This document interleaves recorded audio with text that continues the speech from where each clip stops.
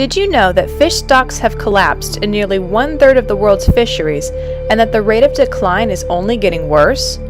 According to Steve Palumbi from Stanford University in California, unless we fundamentally change the way we manage all the ocean species together as working ecosystems, then this century is the last century of wild seafood. And did you know that at least 2.5 billion people depend on fish for over 20% of their intake of protein? This contribution is especially important in developing countries, where over half of people's animal protein comes from fish. When it comes to our food, most of us take our grocery stores for granted. We don't stop to think about where our food comes from, or the ecological costs involved. This is especially true of fish. With fisheries on the decline and human populations on the rise, it's time for people to start asking these important questions and learning that there is much more to the fishing story than just the food on their plates. This is Fish Inc., and right now we're going to answer some of those unspoken questions and try to fill in the gaps of this untold story. When was the last time you or someone you know enjoyed a piece of freshly cooked fish at dinner?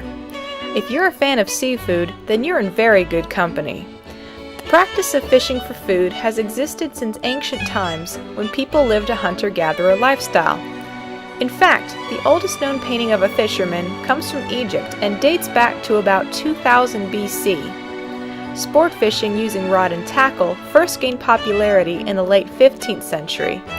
And the invention of large fishing boats allowed us to harvest from the ocean's seemingly limitless bounty.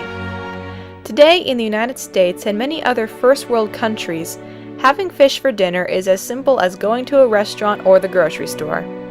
We find fried fish fillets in the frozen food aisles, or can choose from fresh catches at the fish market or a restaurant. Given the prevalence of cheap seafood in our culture, it's easy to assume that we have unlimited resources. But upon closer inspection, we'll quickly find that that's not the case.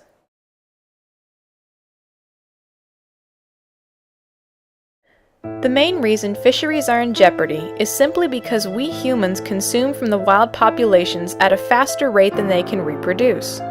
According to the documentary, What a Way to Go! Life at the End of an Empire, humans alone take 1/3 of the ocean's productivity.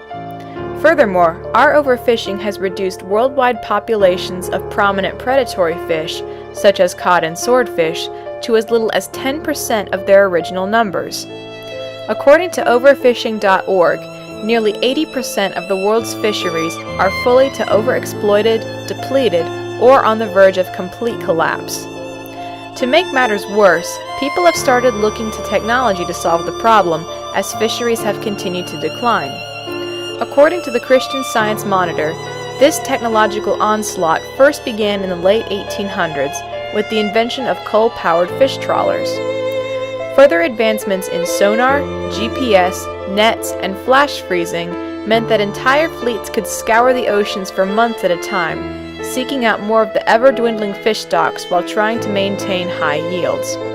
As a result, overfishing.org states that fishing fleets around the world are at least 2 to 3 times larger than needed to maintain present-day catches. Derek Jensen offers his own view of these so-called techno-fixes in the Technotopia chapter of his book, What We Leave Behind.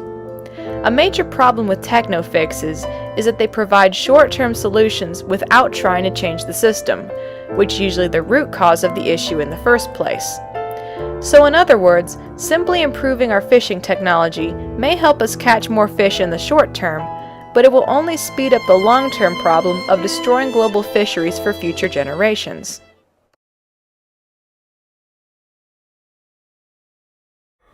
One of the reasons so many people don't know about the issues of overfishing comes from an unseen distance that we place between us and our food. Part of the reason for this distance is that we don't relate to fish in the same way we can relate to cows, pigs, and chickens. Sure, we have plenty of activist groups for livestock and animal rights, but how many people actually consider fish when creating these groups? Many of us keep small, colorful fish as pets in aquariums, but do we ever place them on the same level as our cats and dogs? To help close this distance, what if we could show that fish feel pain? Many people argue that fish don't feel pain, or that their reactions to painful stimuli are just unconscious reflexes.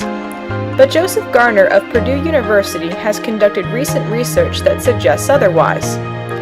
He found that goldfish injected with a saline solution and exposed to a painful level of heat expressed fearful, avoidant behavior when placed back in their home tank. He argues that such behavior is cognitive rather than reflexive. Furthermore, goldfish that received a morphine injection to block the pain showed no fearful behavior. Regardless of this distance, fisheries are declining whether we like it or not. So let's switch gears now and look at some possible solutions to the problem.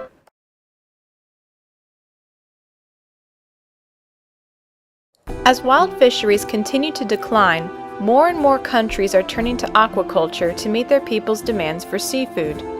And at first, this sounds like a good idea.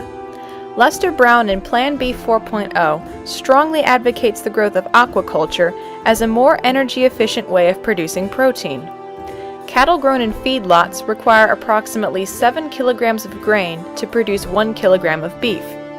Herbivorous fish grown in farms, however, require less than 2 kilograms of grain to produce 1 kilogram of meat.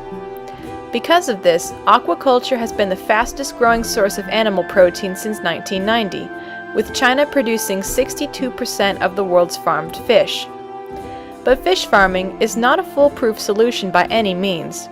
In tropical nations such as Thailand, coastal mangrove forests that provide habitat for commercial fish and control storm waters have been replaced with fish farms that pollute the water. Antibiotics, fish waste, and even parasites can spread from ocean pens and pollute natural habitats, and foreign species that escape from these pens can outcompete native fish for food and other resources. Finally, feeding all those farmed fish can also incur heavy costs. For instance, farmed salmon require about 3 pounds of feed fish to produce 1 pound of meat, so too many large-scale farms can seriously deplete food stocks that support wild populations. Herbivorous fish also require investments in corn and soy-based feed, which are already important food staples for people around the world. So with land and water resources already at a premium in today's society, how many more can we divert to aquaculture without causing more harm to the environment?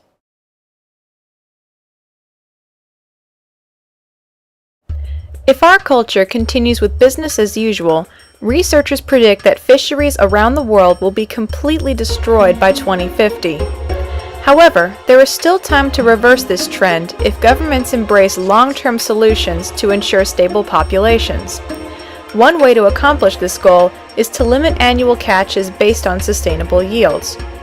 Lester Brown also strongly advocates the use of marine reserves.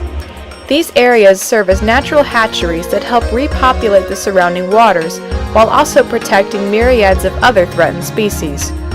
And here's the best part. Research shows that these marine reserves work, and they work fast.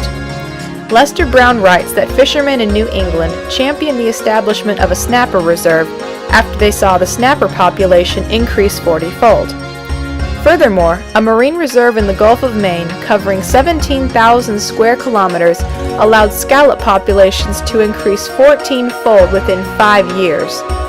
Within a mere 2 years of establishing this reserve, population densities of fish skyrocketed by 91%, average fish size increased 31%, and species diversity rose 20%. Despite the obvious usefulness of marine reserves, they only cover less than 1% of the world's oceans. Fishing is banned in only 0.01% of these reserves, and even fewer are patrolled to control poachers. Protecting and preserving our world's fish populations is going to take much more than individuals cutting back on their fish consumption. Governments around the world need to take joint action to establish marine reserves, shift subsidies to support these reserves, and enforce sustainable yields. Countries such as the United States, China, and Japan will be central in leading this movement. And the question should not be, can we afford to take these measures? Rather, we should be asking, can we afford the consequences of not protecting our global fisheries?